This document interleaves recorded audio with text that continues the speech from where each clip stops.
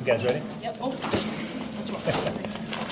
Okay, we are recording. Steve, we're recording, right? Not live. I think I've misspoken before. I don't think we're live streaming, but we are recording.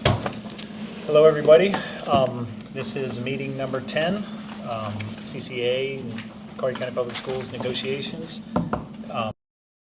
And typically we schedule other meetings or talk about whether that's appropriate or the plan. And so I think we're willing to do that if you guys want to, or we don't have to. It's up to you. We've got another meeting on the books for the 27th of October. That's correct. Well, there's a member of our team, and I'll let that person be nameless, but they are confident that we're going to be able to reach an agreement between now and the next two meetings. So I'm going to, Next one meeting. well, Well, the this next, being well, one. this and the other meeting. And so I'm going to follow that person. Let's see two on the books, and let's see what we can get done. Fair. Sounds All right. good. Okay, so we are going to present first. It shouldn't take 10 or 15 minutes, and then you guys will have the floor. I know you have a PowerPoint or some information you want to go over. And so I'll get started. And the first order of business, not really, I made a chart of all of the proposals that are out there and outstanding. It may be a little bit different from your records just because, like, for example, Article 3 was one proposal you all made, and we broke it down into several and tried to relate them to existing articles. So nothing to do with that in terms of action right now. I just want to, you and I at some point need to get organized about that and make Right. sure that we appreciate that. follow up. We have something similar. Okay. I don't have a copy of it right now, but this is very helpful. Got it. All right. Thank you.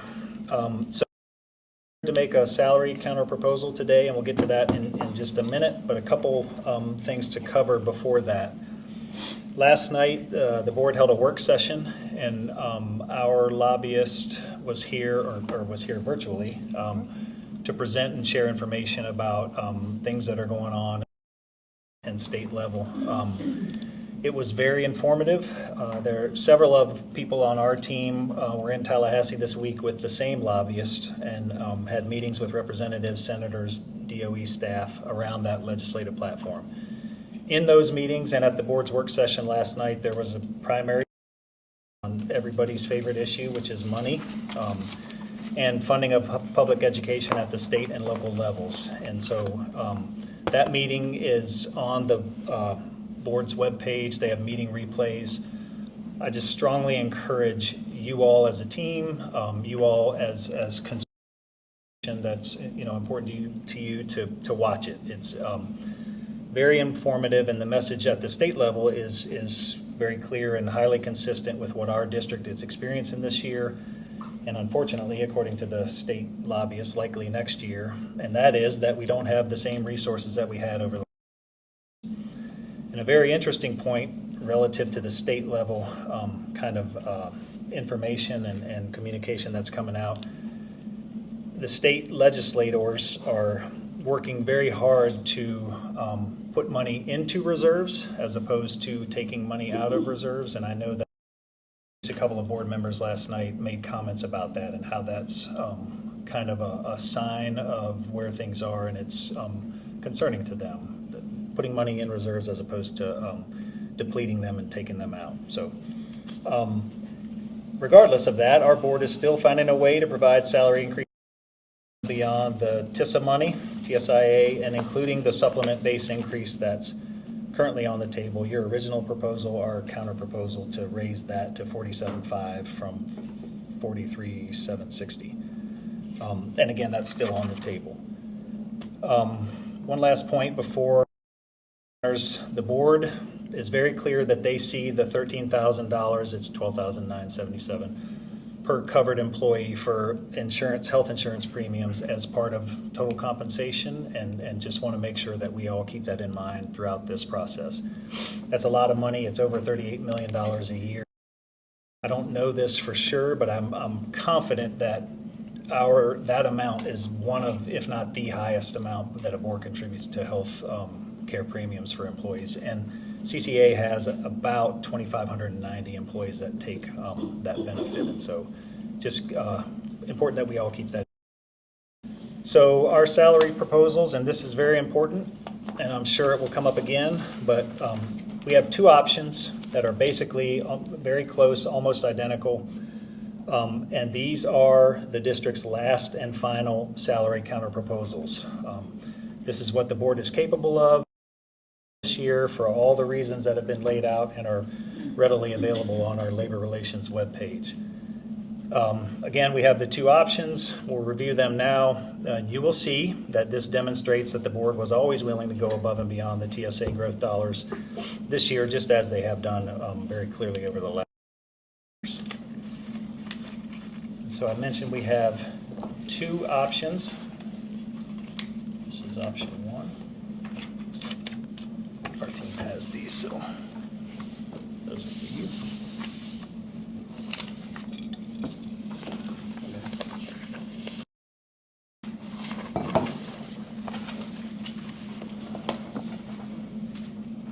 Option one provides a flat rate increase to the base salary for every member of the unit, both grandfathered and performance pay, of $1,350. This option would increase our base to $58,350. And last year in particular, but throughout these negotiations over the years, we've heard your concern about new teachers, starting teachers, and those on the lower end of the salary schedule. This option, by increasing the base for everyone, addresses that limited amount of dollars that we have this year because it raises the base to $58,350. And you'll see in a second, the second option does not do that. But again, this allows us to address both retention and recruitment, and that has been a focal point and a stressor for both of these teams, especially the recruitment end. And so we just feel pretty strongly about that being potentially the best of the two options. Per statute, this option provides two fractional increments or an additional $880 to highly effective performance pay. So under this option, grandfathered and effective performance pay salary schedule members $1,350 on their base pay. Highly effective performance pay, which is the most significant chunk of the CCA bargaining unit, would receive $2,230. And again, an important reminder, this is the one option that increases the base number 58,350. Here's option two. There you go.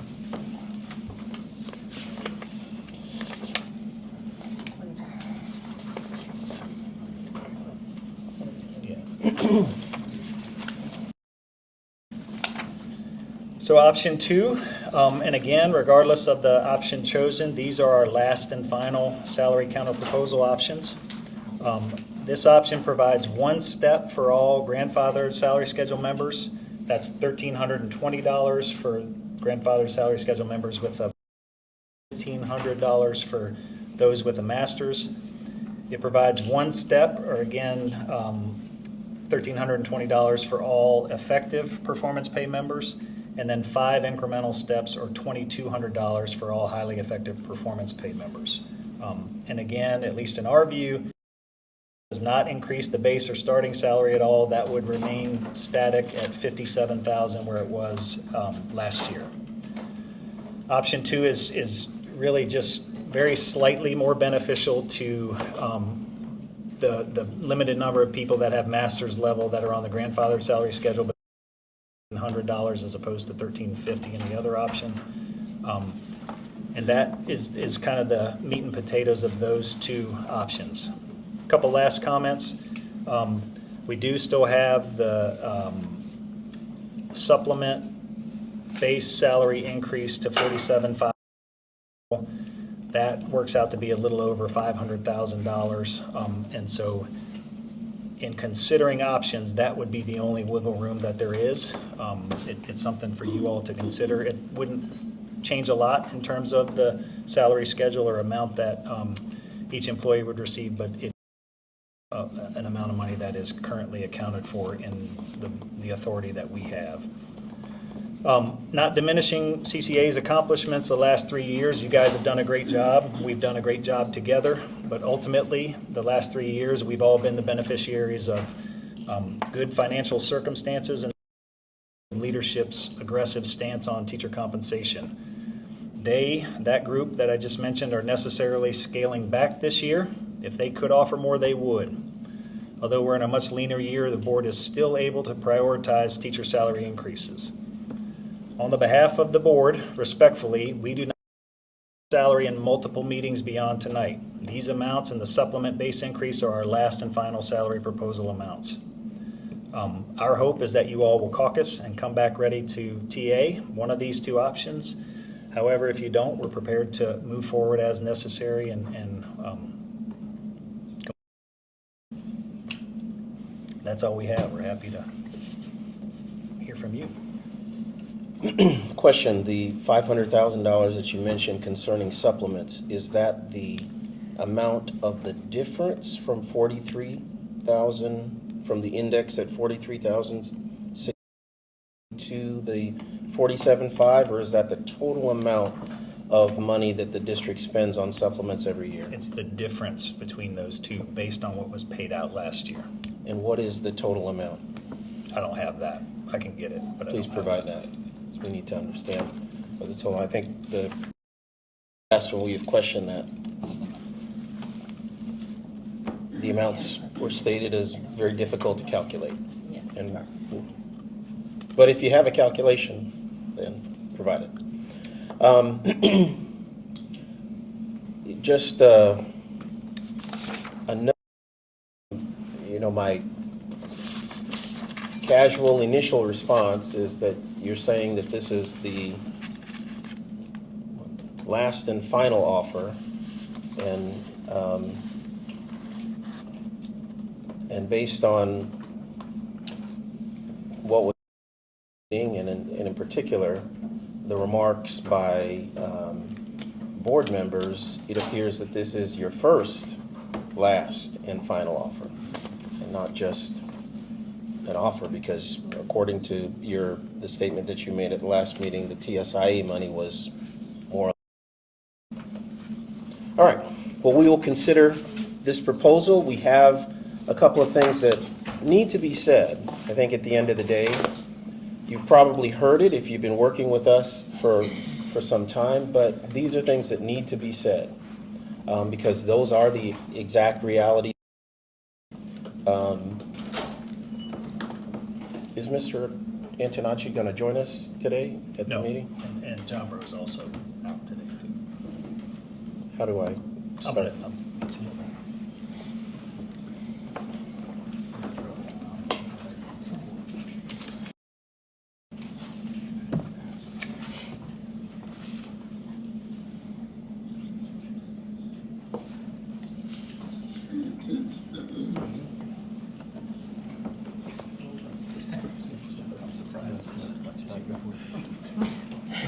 And then I just press the arrows. Okay. All right, so this is our presentation concerning bargaining in salary in particular. Some of these things, if you've been around Collier County, lived in Collier County, can't live in Collier County, these are realities that you know. But and if it's not in writing and reduced to a medium of expression, then it hasn't been said. So we're going to say it today.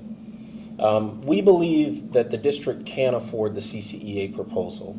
As you're aware, we made a counteroffer at the last meeting, a little bit over $3,200 added to the salary schedules of all employees, plus the necessary steps to comply with state statute, which also included a little bit under $2,000 RS eligible supplement for teachers on the grandfather salary schedule who cannot be a part of the highly effective pay that performance salary employees can receive. So, first issue, significant challenges for living and working in Collier County. Generally speaking, not all that much of a big secret, but there's a high cost of living in Collier County, including the inflationary impact that affects residents of Collier County, in a greater way than in other places in Florida. There are recruitment and retention challenges. The school district is often concerned about recruitment, and certainly an issue for CCEA, but retention of our current teachers who are right now working in Collier is our most important issue. And then you have the economic impact on public servants given the environment that we live in. So I'm going to focus on a few things, and then we'll also take a look at some aspects of the district's budget that we believe places where money can be found. So the cost of living in Collier County. There's a high cost of living in Collier County. The cost of living index, this is a national number. In Collier County, it's 13% above the national average. It's above Florida's average, basically increasing living expenses to those who live in this part of Florida. Families and individuals require higher incomes to survive in Collier County, with an income of at least $111 needed for a family of four to live comfortably in Collier County. We've not done a survey of our bargaining unit members, but many Collier County public school teachers are married or have children, have a partner. These issues affect not only now an individual, but now we're talking about families that these issues affect. The economic impact on public servants is even more exacerbated considering the circumstances in Collier County, with elevated living costs posing financial challenges for educators and public servants, supporting the need for salary adjustments, meaningful salary adjustments. Housing is probably the most critical issue, and certainly the largest cost in educators. Median home prices in Collier County is almost $600,000, $595,500, and that's based on last year's data. It's 76% higher than the Florida average. Rent for a two-bedroom apartment in Collier is $1,800 a month, which is almost 26% higher than the national average and 13.3% higher than the Florida average. So to say that it is difficult to live in Collier County based on housing, the biggest understatement that one could say. Then there's inflation and its impact.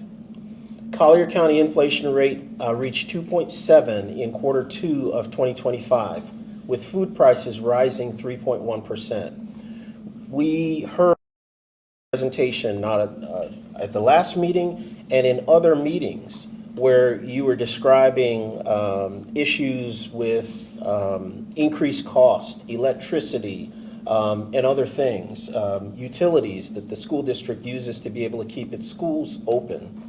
These affect your teachers in the same way and without the multi-million-dollar reserves that the district enjoys.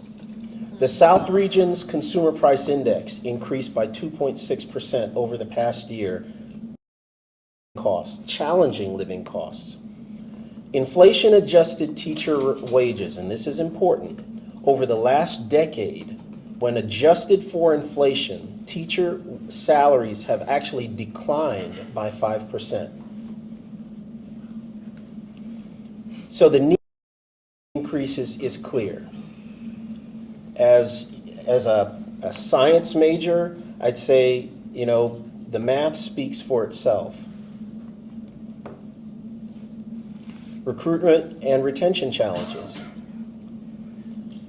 Given the high costs of living in the county, that strains teachers' ability to afford housing, childcare, and health care on the current salaries. Staff recruitment salaries and lower costs in neighboring counties like Lee County attract teachers away, risking Collier's educational work. The loss of experienced educators may lead to declining educational outcomes, and I would say just it's a logical conclusion. This district has been an A district for, I believe, 8 years and counting.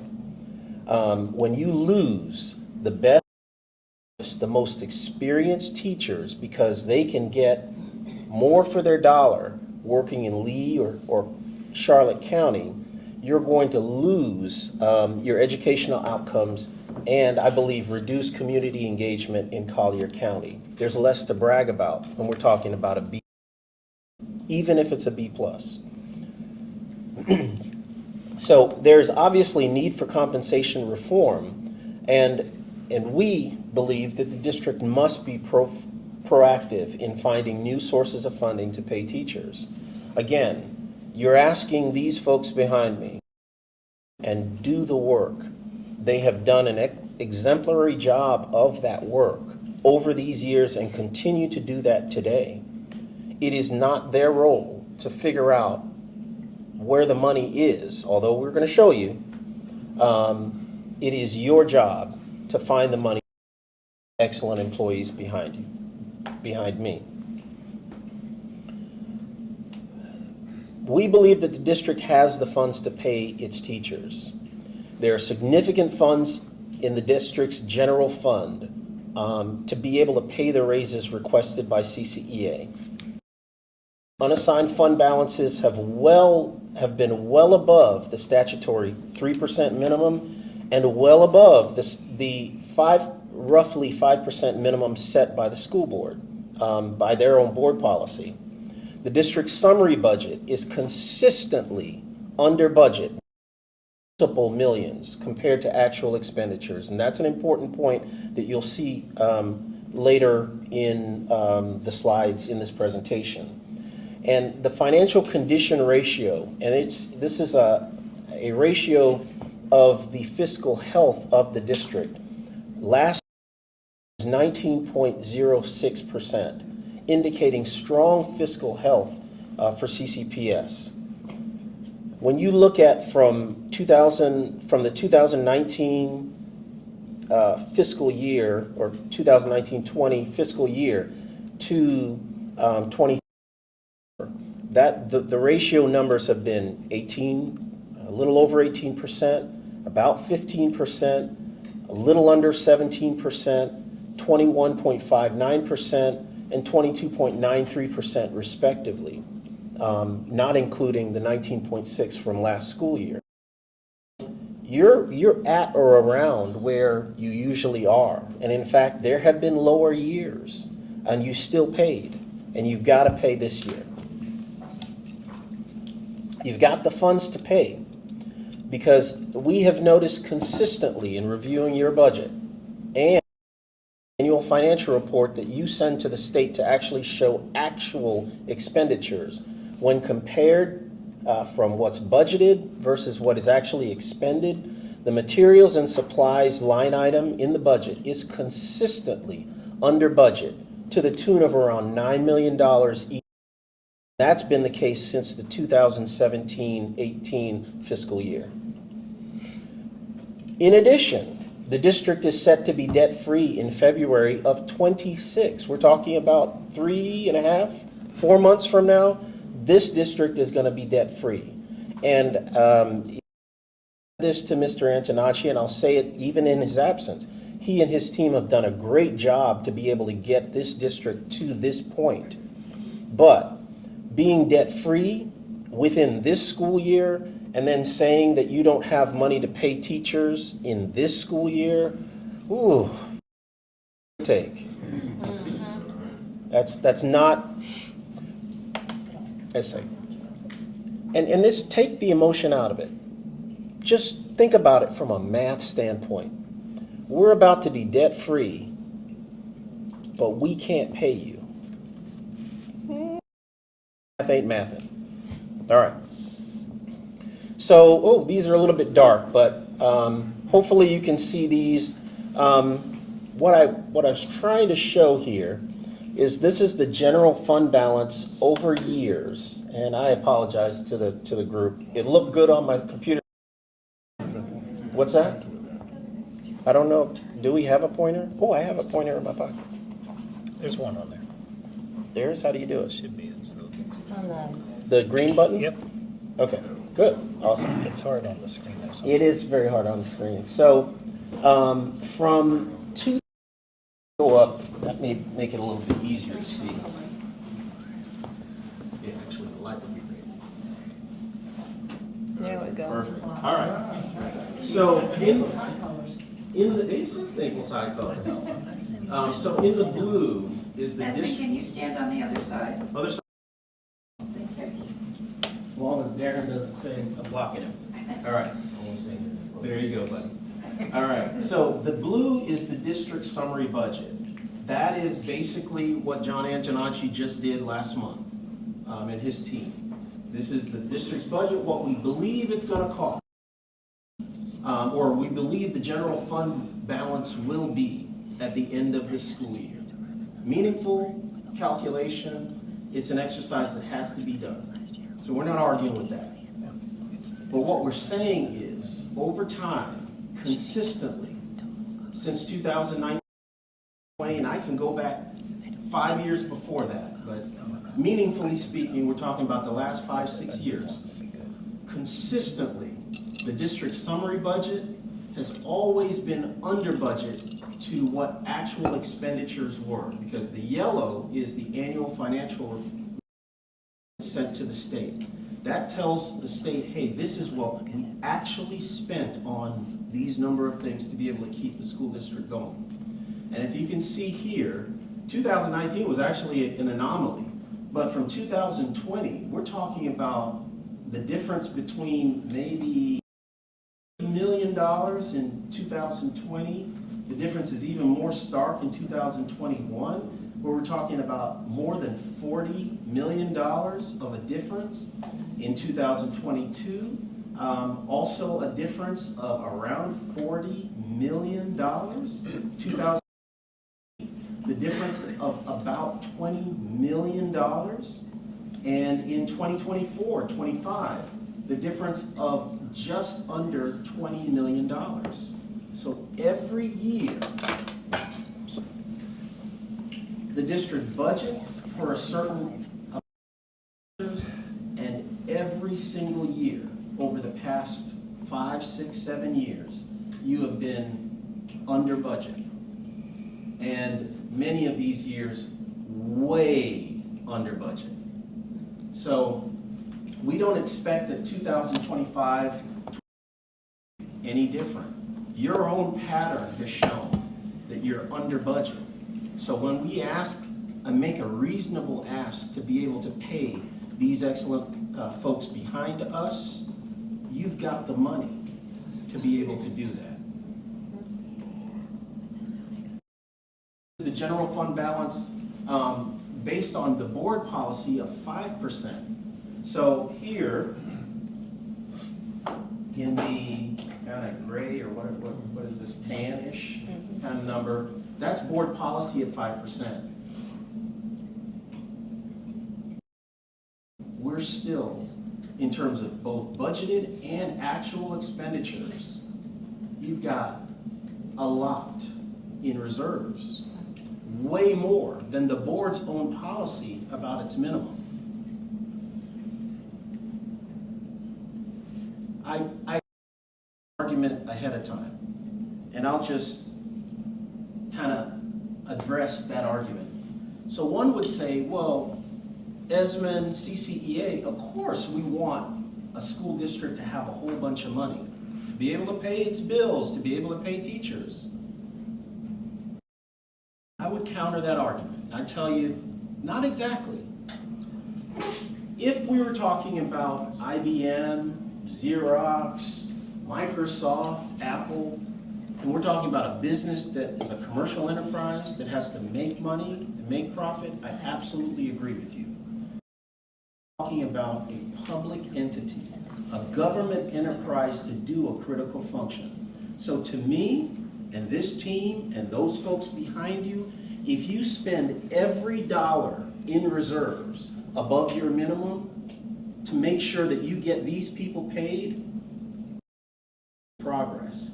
A government, otherwise, what this is showing, when we see this is the board policy minimum for what you should have in reserves, and you have all of this, what this is showing is that the district, I mean no disrespect, but it's showing that the district is hoarding money. Because it's keeping money, taxpayer dollars, that it's not spending on those folks behind me. Oh, the kids. And that's the difference. This is a government enterprise. It's supposed to be saving a whole bunch of money. I get it. Fiscal managers should plan for certain minimums to make sure, hey, we got the money to be able to pay our bills and take care of our obligations. But there shouldn't be this amount of money in reserves. So the district, from the last month's budget meeting, the district is set to have, without looking at the numbers, let's say $60 million in reserves, down from, 100 and something. That's actually a bad thing. That's how it's supposed to be. That's what reserves are there for. And as a public entity and not a for-profit entity, you shouldn't have a whole bunch of reserves above the minimum. That's our point. This is the general fund balance by percent based on that board policy. The bottom, we are still way above by percentage, even according to board policy. And even with reductions in that general fund balance over, let's say, the one last year, we are still above board policy in terms of the percentage of what should be in the kitty for the general fund balance. And just for those who don't know, with these words, the general fund balance is the operating funds for the district. They pay teachers fund. Okay? So now here's budgeted versus actual. I kind of forecasted this in my earlier discussion. But if you see, at the end of the day, the math is the math.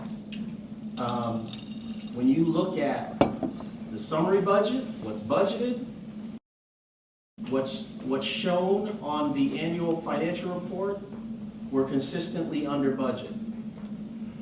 5.8 million in 2019, 2020, $28.7 million. In 2021, $44.8 million. 2020, $2.5 million. 2023, $19.2 million. And in 2024, under budget by $15.3 million. That means that in this period of time, this money was added to. So you're literally denying teachers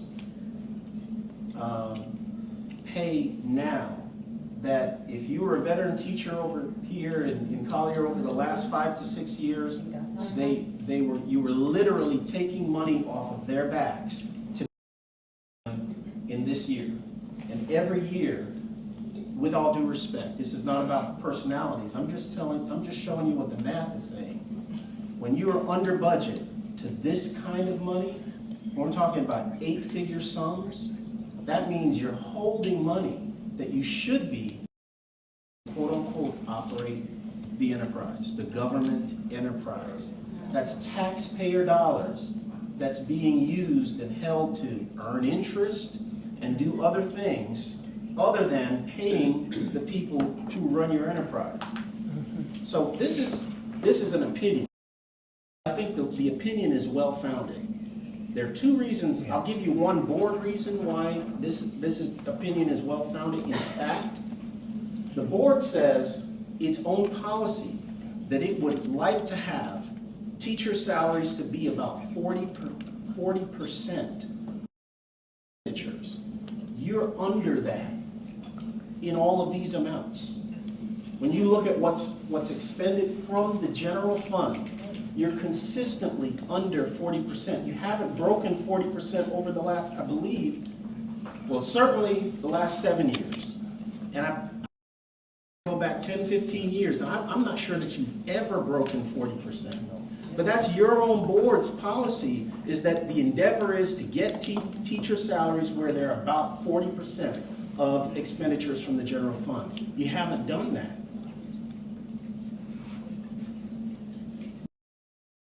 This is our reason.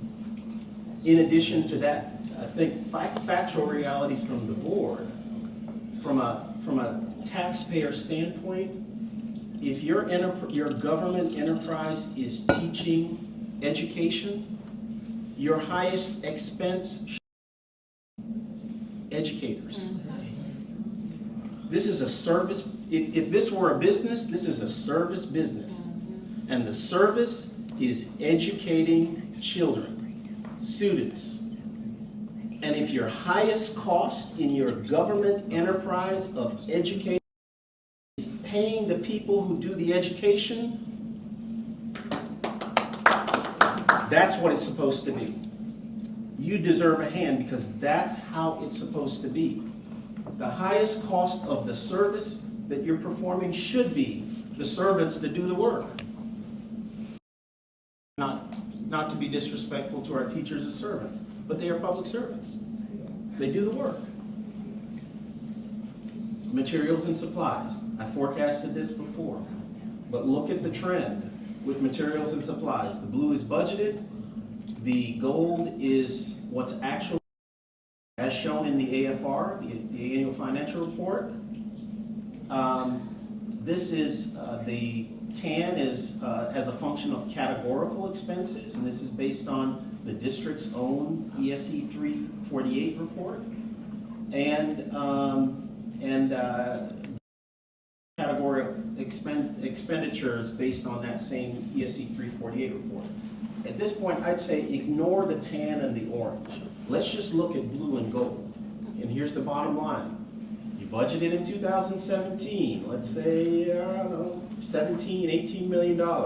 You budgeted in the next year, around 16, you spent 10. The following year, you budgeted around maybe 16, 17, you spent maybe 6. 2020, you budgeted 15 million, you spent maybe 6 or 7.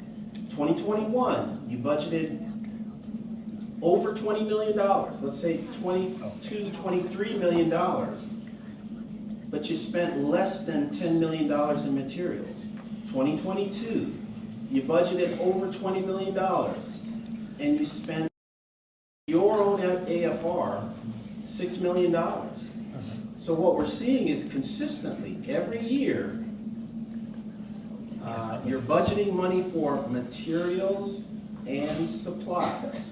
This is materials that are used by those folks behind us to teach county's kids. Supplies, things like paper, copy paper, the tools that teachers need to be able to do their thing. And you're under budget, way under budget, and consistently way under budget. So I think there are only 2 conclusions that I can draw from that, because the pattern is so consistent. The difference between blue and gold is so consistent.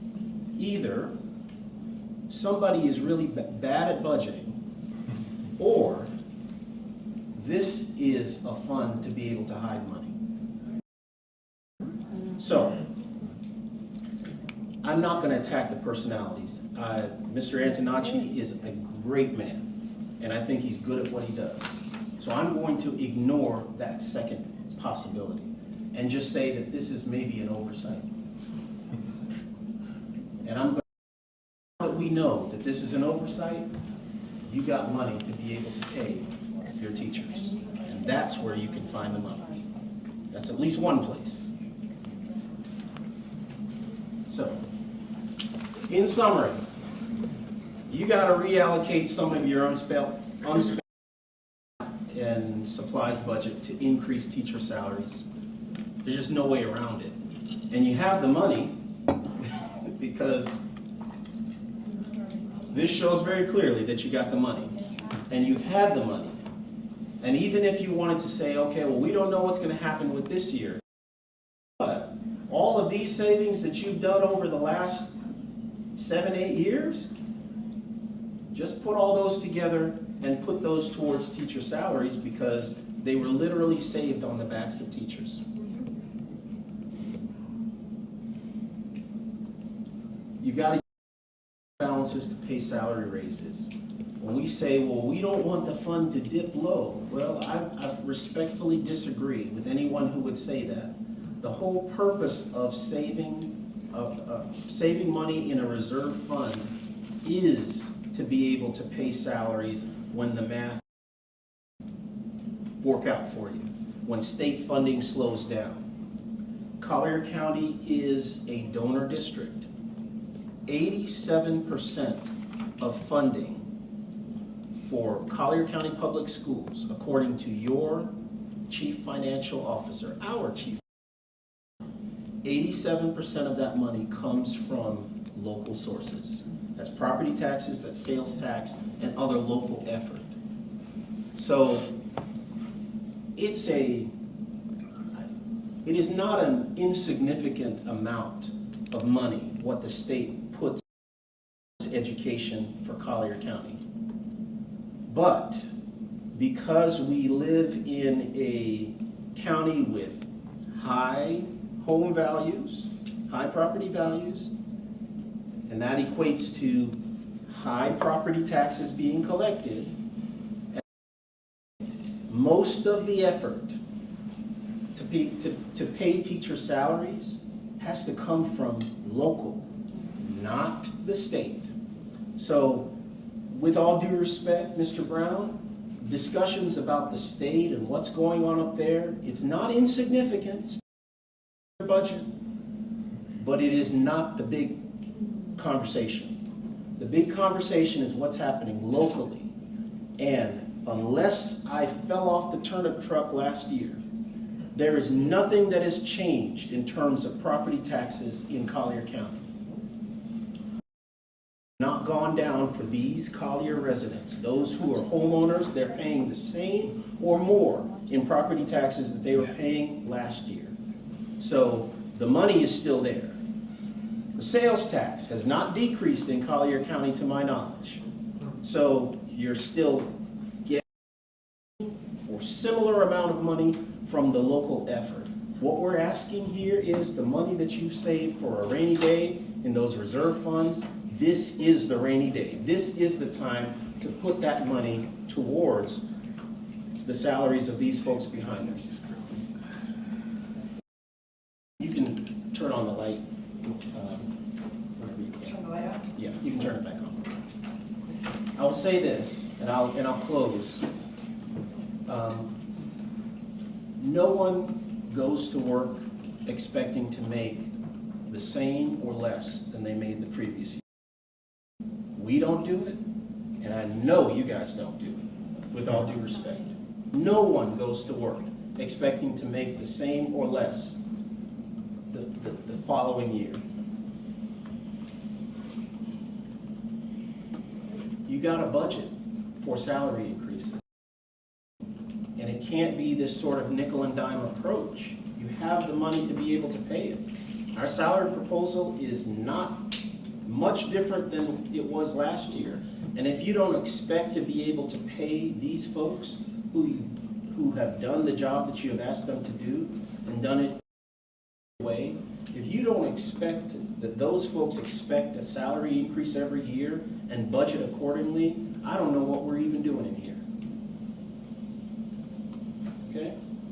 So, I think that we've shown very clearly by the math, not with emotion, but the math, here to be able to pay teacher salaries. And I think at the end of the day, the pressing thought that we have to keep in mind is this is a government enterprise. We're not supposed to be saving a whole bunch of money. We're supposed to be expending the money that's paid by taxpayers who also pay these folks behind us. Okay, and then one other thing, just to talk about our nearest neighbor up the road in Lee County. Your starting salary is right now $57,000. Lee County just passed salary, they just settled a few weeks ago. And now starting salary is $54,000 in Lee County. So there's been a growing percentage of Collier County teachers that live in Lee County and make the drive to work down here. Think about it. You're now $3,000 apart from your nearest neighbor up the road. You always have to be considerate of retention and recruitment. So think about it. I am XYZ John Doe, and I got to make the calculation. Well, I live in Fort Myers. It costs me less to live up there. And I got to consider, hey, am I going to go down to Collier for $3,000? I'm going to do the math if you're like me. And that's 196 days. I got to drive from Fort Myers down to Collier. I got to add up my gas. And at the end of the day, the difference in the gas is about $3,000 in today's gas prices. But the bottom line is you've got to stay competitive. We can talk about the state, we can talk about national averages, but let's just talk about your nearest neighbor. 40%. Is that right, Val? Am I in the ballpark? No. 30% of your teachers? No. More? Less. Less? Okay. Even if it's a quarter of your teachers that are coming from Lee County, they have to make that calculation. And all of a sudden, the $3,000 is still, that's about the same. I drive 45 minutes from Lee County to make basically the same amount of money. I wouldn't. And most people wouldn't. And so you've got to be concerned about that. And so you've got to keep your base salary well above Lee to make Collier an attractive place to work. Sure, we're an A school district and that's attractive, but an A school district doesn't put money in my pocket. Money puts money in my pocket. Okay? So you've got to pay. And you've got to consider your nearest neighbor up the road. All right. So.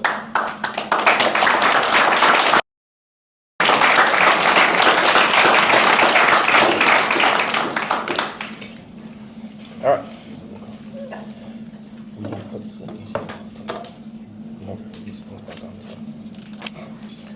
All right.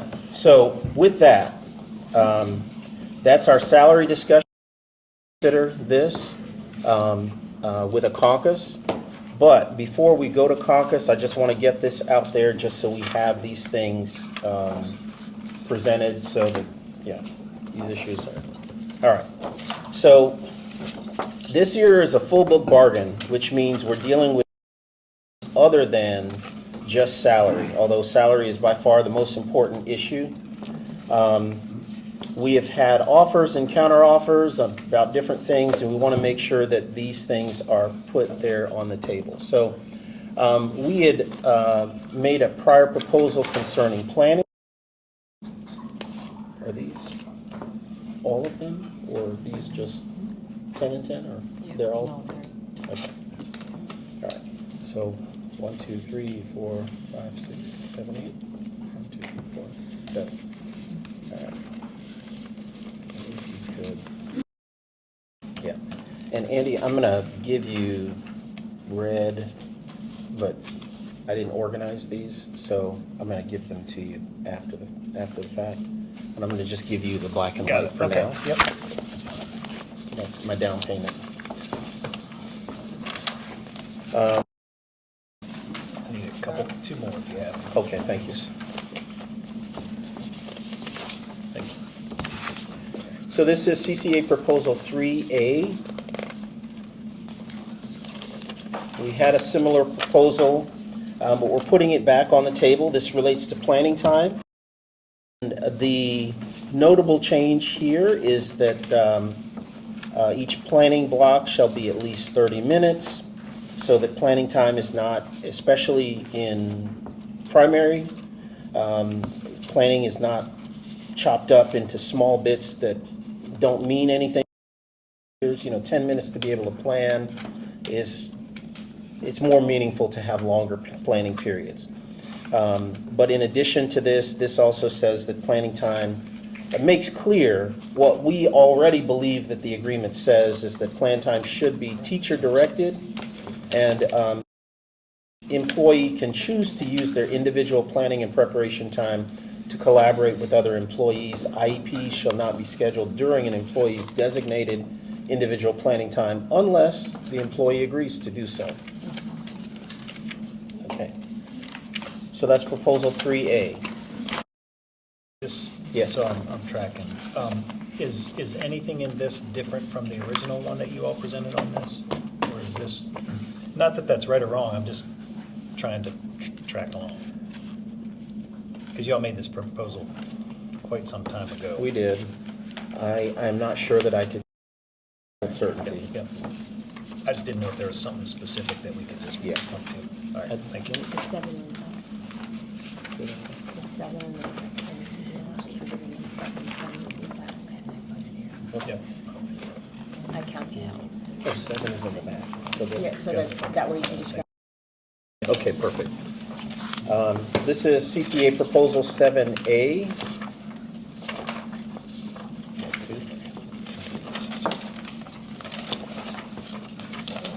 And this is our counter proposal,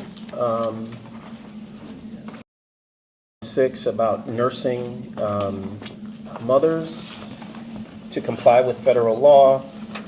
We included that a reasonable break time and private space to pump, shielded from view, free from intrusion, and available for up to 1 year after the child's birth will be provided.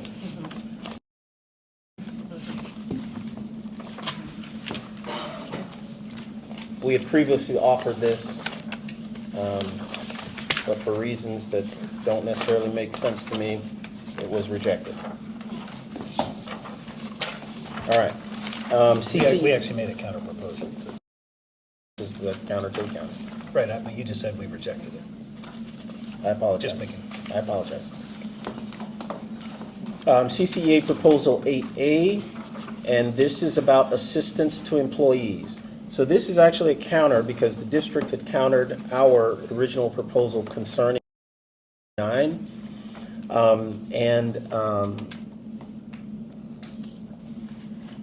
And we track the language of the statute. So all that is changed here is the principal or the principal's designee. In the case of a verbal or physical assault on that employee or designee, that's the new language. And then we indicated the statutory reference according to Florida statutes 1.15.05G, which is the Florida statute that relates to this. And you'll note in the electronic copy that Florida statutes referenced is hyperlinked. Right.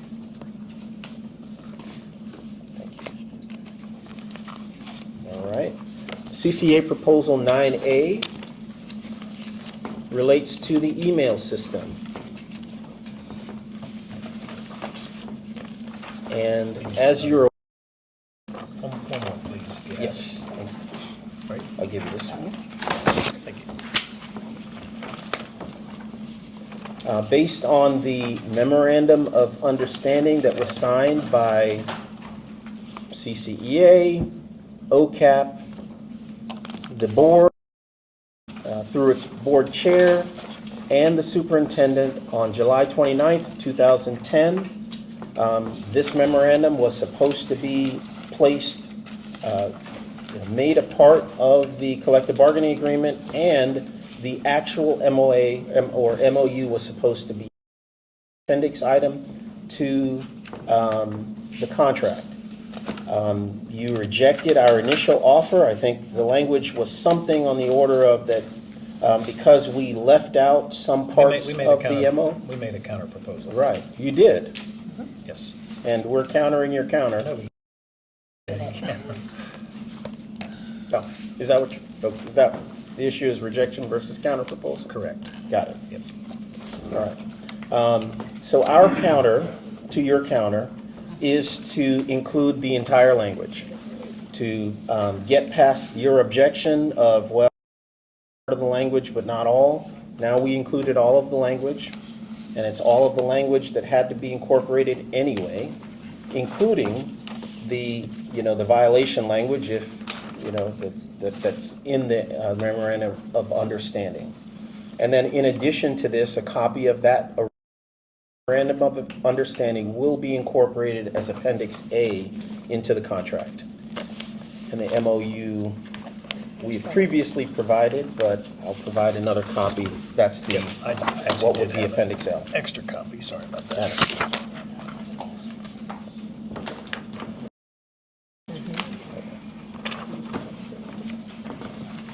I did too. Take it anyway.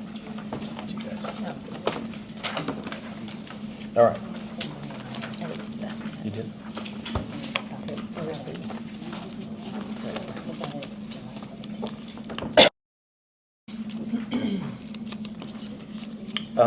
We believe that, I think the rationale is clear with regard to the email system access. This has been something that's been done historically anyway, but the rationale would be that it improves communication while maintaining professionalism between and the district.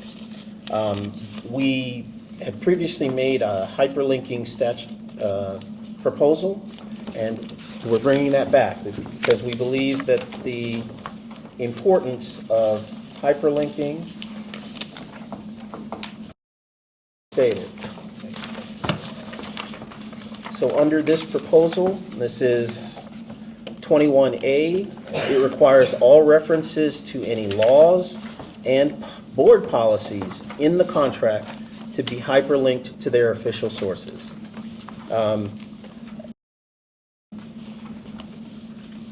We think that in 2025 that this makes perfect sense. Why would someone need to be able to find the board policy as a separate document when they're looking at the contract, when they can just click on the hyperlink and be taken directly to the policy? And that's important for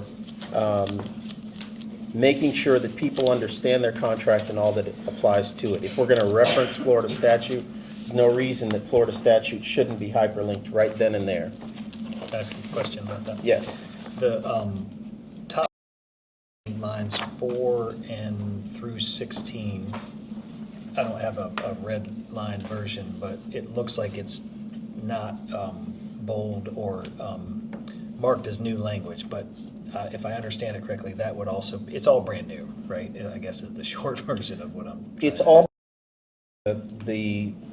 the text from lines 4 to 15 are, yeah, I guess it probably should have been all bolded Okay, and that- red. that's fine. I just It's wanted- really just explanatory language Yep. to understand why. Got it. But But you're the rationale- proposing to incorporate that into the article as well? Just everything below that? Correct. It's empty, okay. Yeah. Got it. It's the rationale for what it is and why we're I'm with doing you. it. Yep. Okay. Is ready? Yeah, that's Okay. just the explanation. This is the substance. Yeah, the substantive language is bolded in. Proposal 28.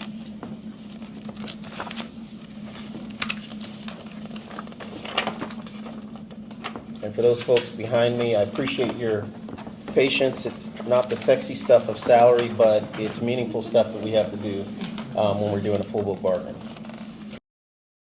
CCA proposal 28 is for temporary duty assignments, and the new language is not really all that controversial because we do that anyway, but we want it in writing. Upon the request of the employer, is requested to participate in employer-related events such as serving in committees or district-related items during contract hours, they will be able to have temporary duty assignment for those activities. For example, curriculum committees, scholarship committees, and other such committees, the district would provide temporary duty assignment for that activity. Similarly, contract maintenance leave for contract negotiations, member investigations, grievance hearings, and investigations, and all meetings where Weingarten rights are invoked by an association member. So this is to put in writing what, for the most part, we believe is already happening. Uncontroversial. All right. Proposal number 29. I'm sorry, Yes. one other thing. When you were reading the temporary duty assignment, in the first sentence, upon request of employer association members requested to participate in employer-related events during contract hours when you were describing it, did you mean for that to be included in there? Or? Let me take a look at that again. Right before the events, comma, is where you said during contract hours. I said, I don't think that we need to put that in because I think it kind of, from a legal standpoint, no employer could hold an employee beyond contractual time. So the district doesn't have the ability to hold you beyond contract activities related to employment anyway, but when it does during contract hours, this would apply. Did I give you something? Okay. All right. Is that there? Yeah, 29. CCEA Proposal 29. This was previously made as a part of Proposal 1, but we broke it out to comply with, because Proposal 1 was the entire Article 3 and all its changes. So this is just a breaking out of what was already part of Proposal 1 in terms of employee discipline. It establishes just cause and progressive steps and union representation rights for disciplinary meetings, and obviously the rationale would be to ensure fairness, transparency, and due process for all persons who are a part of the disciplinary process. All right. Proposal number 30.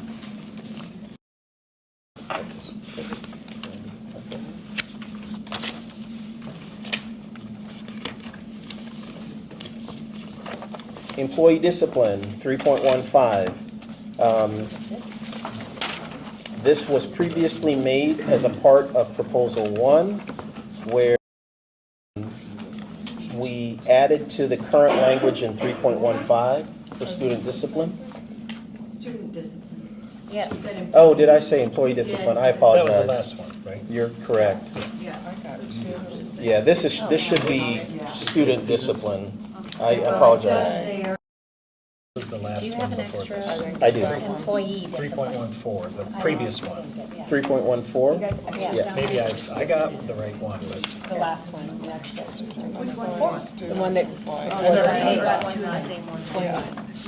Yeah. oh, it had. Proposal 30 should read student, not employee discipline. Oh, okay. Proposal 29 is employee The one that's discipline. marked 3.15 should say student. Right there. Yeah, These are extra. because I gave them mine. You see that? Yep. But 3.14 was the Yeah, previous. 29 is accurately written as employee discipline. 30 Got it. is student. Discipline on the top. Yep. Okay. So, and I would say, as staff members at CCEA, Janae and I deal with this often with folks about student removal. The statute is not the most easy to read thing in terms of a teacher's right to have a student removed if they're unusually disruptive, or at least have that issue considered by the principal or by the committee that's appointed in part by the principal, the employee affected, and the department. So this language just makes clear in one place what the teacher's rights are with regard to student discipline and potential removal of statute 1003.32. It was previously a part of Proposal 1, and we just broke it out. Obviously, rationale, it supports classroom management and teacher autonomy under Florida law. These are already enshrined into Florida law, so it's not like we're arguing about it. We're just saying it needs to be clear. Okay. And this is our counter proposal regarding the index supplements.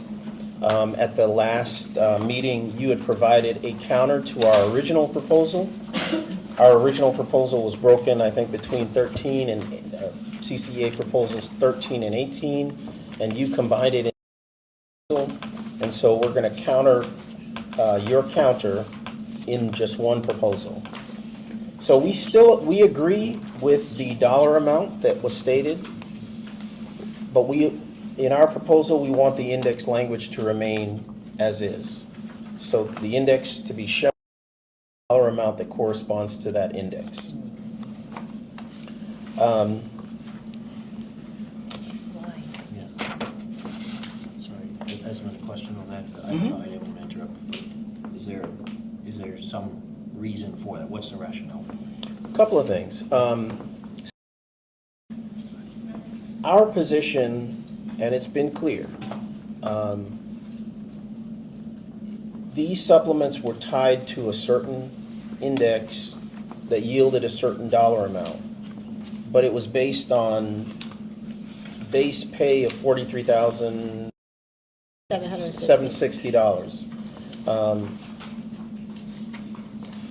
If we removed the index or the reference to a certain base pay, we believe that that removes the institutional memory of why numbers are what they are.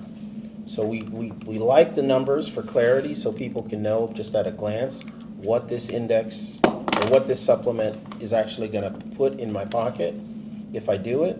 However, we want the index because in keeping with previous conversation across the table in other negotiating years, we want to eventually get this amount up to actual base pay, which at this point now even with this proposal, we're still $10,000. We're basing the on base pay that's now $10,000 more than what this index was originally based on. So we don't want to lose the institutional memory of ultimately getting to base pay. So we think that the index is important to be able to have this here and put the clarity of teachers. So obviously. Sorry, I didn't mean to. Go ahead there.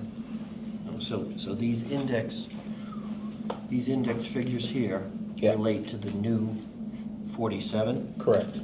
Okay, so those are a reflection of the 47.5 Right. going forward. Yes. Right. Okay, and They should be exactly the same as what they were. They are. This value is. The indexes are the same. That was my question. Yes. The indexes are the same. The Just dollar based on amounts I didn't know are if the we were same. just, Yeah. we said, oh, we added 4,000, so the indexes, numbers didn't change. I'm with you. Correct, That's what I yeah. want to make sure. From the district's counter proposal at the last meeting, changed except for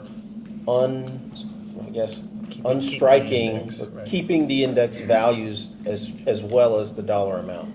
What it relates to. Yeah, what it relates to. Yep. In Which is addition, the fine print in the back. right. Because And there's no point in having an index there if we dollar amount, right? The index is based on 47.5, so if we remove that language, then we have an index with a dollar amount, but we have no idea what the index relates to. So now we have it with the state-based 47.5, and then we have it with the index and then the dollar amount, so teachers can look at it. It's just a philosophy. But Edmund, you're sneaky. I see it. You got unified champions in there, which is not in the current. I was going to get to that. I'm not sneaky, buddy. I'm not sneaky. I'm going to tell you how it is. So, in the same vein, Mr. Brown, we also noticed that There are actually two new sets of supplements that are one supplement was increased in terms of the number. The Assistant to High School Activities Coordinator on the district proposal, when we examined it a little bit further, you increased that number from 3 assistants or 3 supplements per year to 5, which is notable. And There was an MOA that was signed, so we're incorporating that MOA into the, it wasn't a bait and switch. Gotcha. And- You all signed an MOA for that, so we just placed it in. But it was originally rejected because I put No, that amount on there. but you signed it last and year, I- so based on last year's MOA that you did sign, we put it in there because we know that that was your intention, that you wanted them to be paid at 47.5. Agreement with that. Gotcha. Yeah, we're not arguing with people getting paid. If teachers want to do these activities or instructional leadership activities, we're fine with that. But I'm just saying that this was a change to what was there, what is currently there in the contract. And we're okay with it. There was also another supplement for the high school chemical point of contact. That's also an MOA that you signed 2 years ago that you continue to sign each year. And again, we're fine with it. It's a state requirement. Right, we want people to get paid. So that was included in there so that we don't have to over again. And so we recognize that there, Wait a minute. So by doing this, putting this in here right now, you are actually doing away with the MOA annually. Correct. If it's in the collective bargaining agreement, it gives the option that it can be paid to those people who do. Now, keep in mind, not all supplements are filled, but when you have a supplement in the collective bargaining agreement, it allows your teachers to get paid for the activities that they are conducting. State requires a chemical point of contact, and that person to conduct that work. You Okay. guys can have that conversation later, Yeah. but that, gotcha. Do you want to take it back? No, we're not taking it back. And in keeping with making sure that we have the supplements that in there, we believe that the Unified Champions proposal to have those coaches paid is not only important, but imperative. Because if the district were to deny those coaches from being paid, I'm not suggesting this, I'm just saying how it looks. It'll look like the district, all coaches will get a supplement except the coaches of special needs children. And that's not what you want, and that's not what we want. So we want the Unified Champions coaches to be paid. So there's our last proposal. CCEA proposal number 23A, bereavement pay.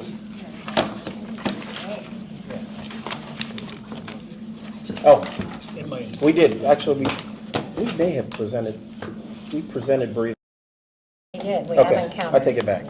We had some questions, we believed that we did, but we weren't sure, so I'll take it back. This is the same proposal, so. Yeah. All right, so bereavement pay is done, and, in keeping with my conversation up at the screen, Lee County has bereavement unlimited, as long as it's that, of that same familiar relationship.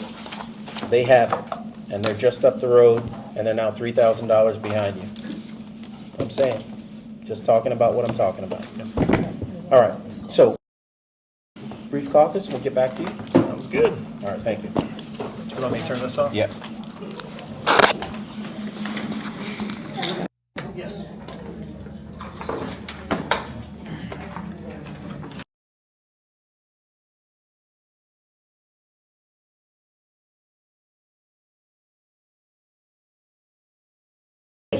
I'll get it, we can do it after. It doesn't? Start us back up. Yep. Okay. Oh, here, copy of that for you. Thank you. we're back in recording. Yep. All right, so we've got some questions concerning the. No. I'm at the wrong place.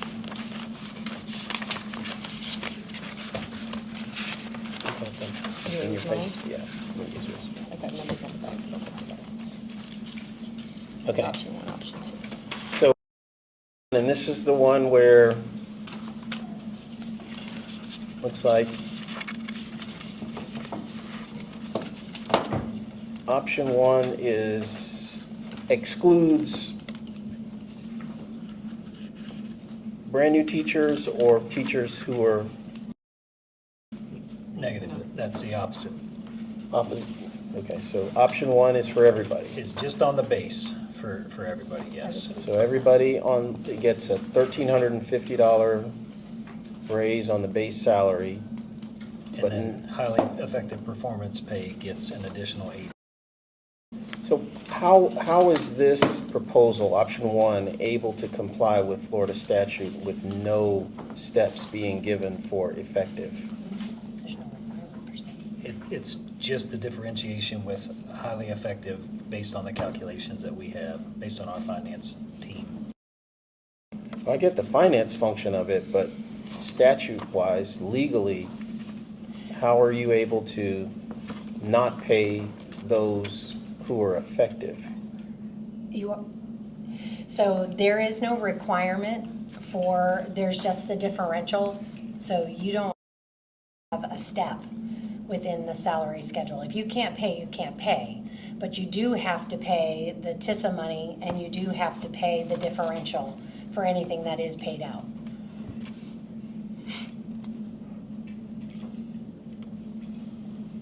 And just to be clear, your proposal to give employees who are effective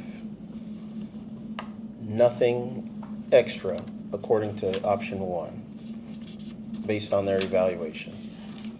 The only group that receives something different is highly effective, which is 2,400 employees, and they get an additional 880. So an employee could be less than an effective employee and receive the exact same thing as somebody who is effective. We do not have any less than effective employees. It's 96% highly effective. The other is effective. Okay. What was the question on proposal 2? So hold on. So who's get one? 96% of the people will receive a highly effective 2. If they are on the performance salary schedule. So here, everybody on the grandfather gets one step. So in option 2, it's option 2 excludes the Collier County teachers. It just maintains a static base of 57,000.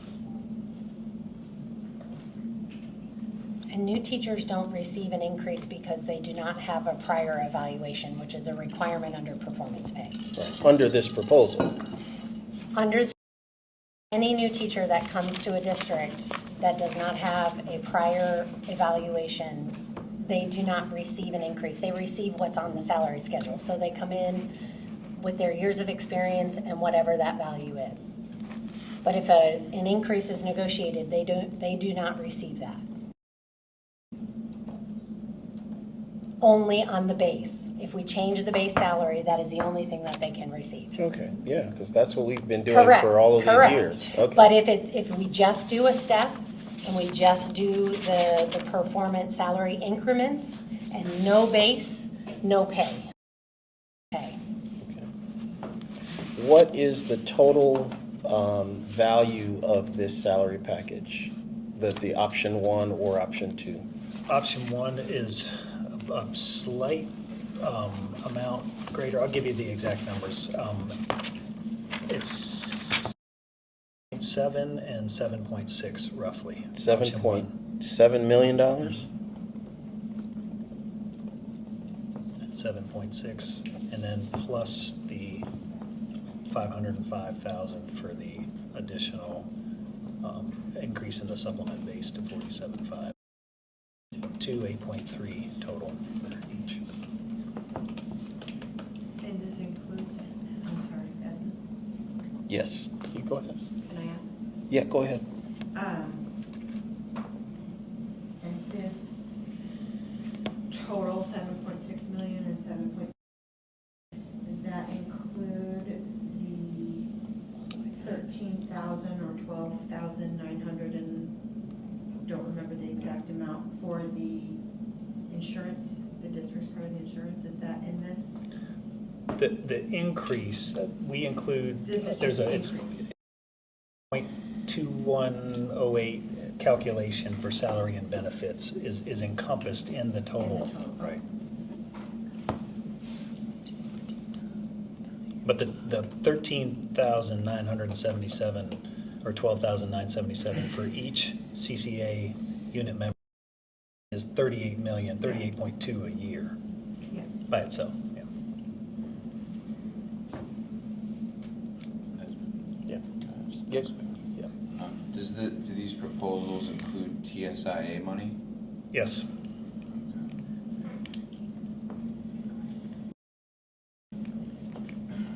Any other questions? Okay. Any questions for our proposals? No. All right, so we are going to consider your proposals, and we'll be back at this on the, get our response. Sounds good. All right. Thank you. Today is the 16th? It's the 20? It is the 20. It's It the is the 27th. 27th, right? 27. All right, thank you. Thanks. You get your flash drive? I did not, but thank you.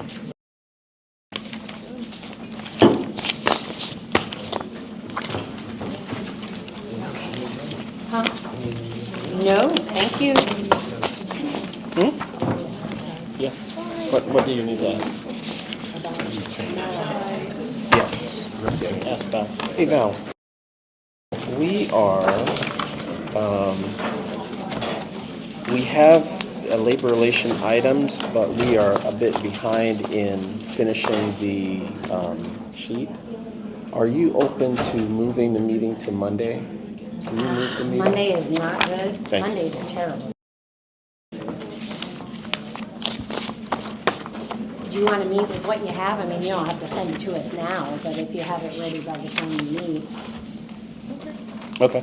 And then if there's anything that you don't get on that agenda that you need some response from, just send them to us through email. Okay. Last time we responded to everything in email because it was just faster. Yeah. Happy to do that. So we're still, I'll give you these tomorrow. We're still Okay, on. yeah. I think it's Okay. 10. Because I have them, they're just it is unorganized. Okay. 10:30. I'll do the at same tomorrow. CCEA. Okay? All right, see you guys then. Somebody left the water. You're recording?